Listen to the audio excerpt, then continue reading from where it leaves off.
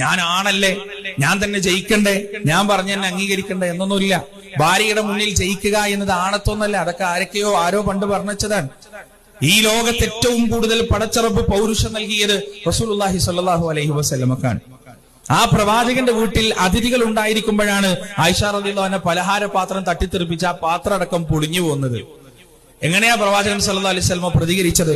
പ്രവാചകൻ ഒരു അക്ഷരം ഉരിയാടാതെ താഴിരുന്നു കൊണ്ട് പൊട്ടിച്ചെറിയ പാത്രത്തിന്റെ ചൂളുകൾ തന്റെ കയ്യിലേക്ക് വെക്കുമ്പോ ആയിഷ റളിയല്ലാഹു അൻഹക്ക് അത് സഹിക്കാൻ പറ്റിയില്ല. അവര് പ്രവാചകന്റെ അടുത്തു പോയിരുന്നു. അവരുടെ മുട്ടുകൾ പ്രവാചകന്റെ മുട്ടിനോട് ചേർത്ത് വെച്ച് നിറഞ്ഞൊഴുകുന്ന കണ്ണുകളുമായി പ്രവാചകന്റെ മുഖത്തേക്ക് നോക്കിയിട്ട് ചോദിച്ചു, റസൂലേ, നിങ്ങൾ എനിക്ക് പുറത്തു തരൂലേ? നിങ്ങൾ എനിക്ക് മാപ്പ് തരൂലേ?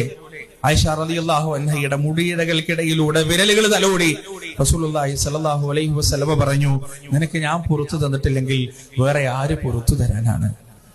തോൽക്കാൻ തയ്യാറാകുന്ന രണ്ട് മനുഷ്യർ ഒരുമിച്ചുള്ള ജീവിതം എത്രമേൽ സുന്ദരമായിരിക്കും.